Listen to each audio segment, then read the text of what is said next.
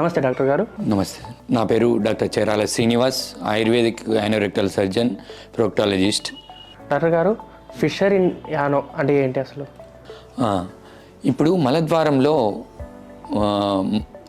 వచ్చే వ్యాధుల్లో ఒక వ్యాధి అయిన ఫిషర్ ఇన్ యానో.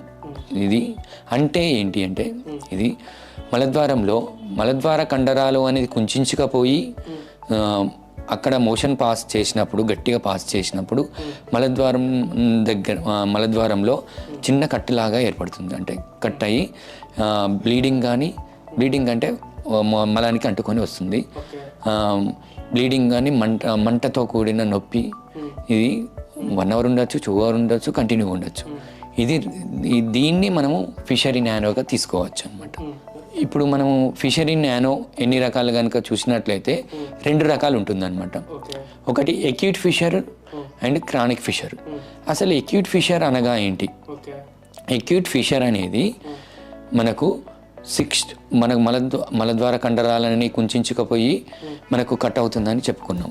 ఇప్పుడు మోషన్ పోయే మార్గాన్ని మనము వాచ్ లాగా భావిస్తే 6 o'clock 12 o'clockలో కట్ అవుతుంది అనమాట.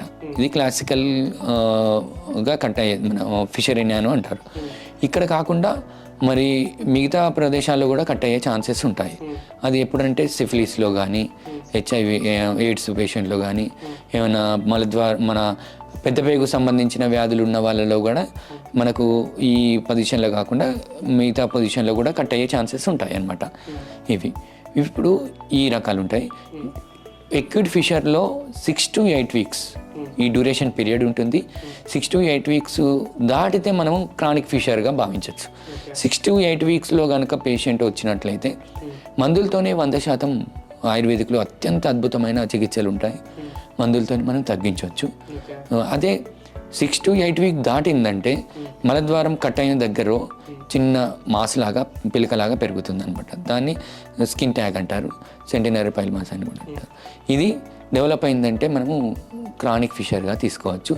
దీనికి మనం మందులతోని పెట్టుకున్నా తగ్గుతుంది, రిలీఫ్ వస్తుంది, బట్ రికవర్ అయ్యే ఛాన్సెస్ ఎక్కువ ఉంటాయి అన్నమాట. ఓకే, దీనికి ట్రీట్మెంట్ ఏంటి? ఇప్పుడు మనం చికిత్స కనుక చూసినట్లయితే ఎక్యూట్ ఫిషర్లో మనము మందులతోనే తగ్గుతుందని చెప్పుకున్నాం. 100% మళ్ళీ రాకుండా మందులతోనే తగ్గుతుంది. కొన్ని రకాల ట్యాబ్లెట్స్ ఉంటాయి, అది ఇన్ఫ్లమేషన్ తగ్గడానికి, వూండ్ హీలింగ్ కోసం. నెక్స్ట్ కొన్ని జాతీయ గుర్తం లాంటి ఆయింట్మెంట్లు కూడా ఉంటాయి. ఇది సరిపోతుంది అనమాట.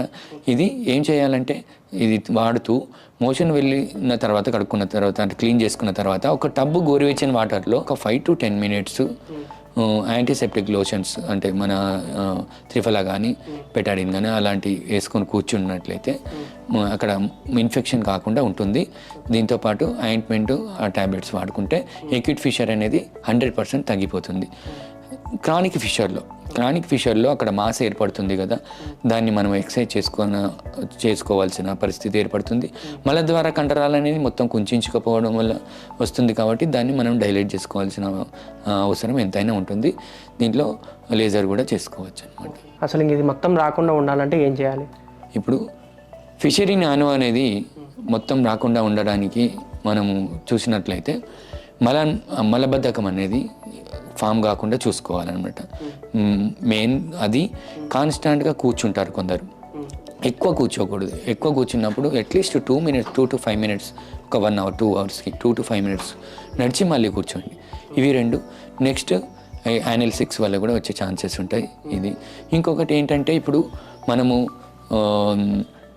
ఈ పెద్ద పేగుకు సంబంధించిన వ్యాధుల వల్ల కూడా వస్తుందని చెప్పుకున్నాము, ఈ వైరల్ ఇన్ఫెక్షన్ వల్ల వస్తుందని చెప్పుకున్నాము.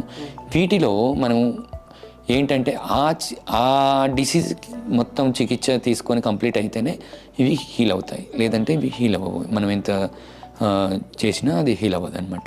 ఇంకా ఎక్కువ వాటర్ తీసుకోవడం, ఫైబర్ డైట్ ఎక్కువ తీసుకోవడం, ఇవి పాటించినట్లయితే మళ్ళీ రాకుండా మనం ఫుడ్ ఏదని తీసుకోవాలి దీంట్లో? మంచి ప్రశ్న. ఫుడ్ కనుక మనం చూసుకున్నట్లయితే ఆకుకూరలు, కూరగాయలు ఎక్కువ తీసుకోవాలి. నాన్ వెజ్ తినొద్దని ఏం లేదు, తినొచ్చు. కొందరైతే నాన్ వెజ్ తింటే మనకు ఎక్కువ టైం డైజెషన్ అవ్వడానికి పడుతుంది. అదే పని నైట్ టైంలో non veg non veg mutton తీసుకున్నప్పుడు ఏంటంటే కొంచెం ఎక్కువ టైం పడుతుంది. అప్పుడు మన వాళ్ళు ఏం చేస్తారు, పొద్దున మధ్యాహ్నం సాయంత్రం 3 పూటలు తినే వాళ్ళు కూడా ఉంటారు. సో వాళ్ళకి ఏంటంటే కాన్స్టిపేషన్ ఫామ్ అయ్యే ఛాన్సెస్ ఉంటాయి అనమాట. ఇండైజెషన్ వల్ల కాన్స్టిపేషన్ ఫామ్ అవుతుంది ఇది. ఇంకా సఫిషియెంట్ వాటర్ తీసుకోవడం, మనము ఎంత లిక్విడ్ ఫామ్లో ఎంత తీసుకున్నాం అనేది కౌంట్ ఉంటుంది. ఏదైనా తీసుకోండి, జ్యూసులు తీసుకోండి, కోకోనట్ వాటర్ తీసుకోండి, మంచినీళ్ళు తీసుకోండి. ఎట్ ఏ టైం తాగొద్దు, 1 లీటర్ వరకు తాగొచ్చు. హాఫ్ లీటర్ లేదంటే పావు లీటర్, మీకు ఎంత సఫిషియెంట్ అనిపిస్తే. డే మొత్తంలో మీరు మినిమం 2 లీటర్స్, సమ్మర్ అయితే కొంచెం పెంచుకొని తాగండి.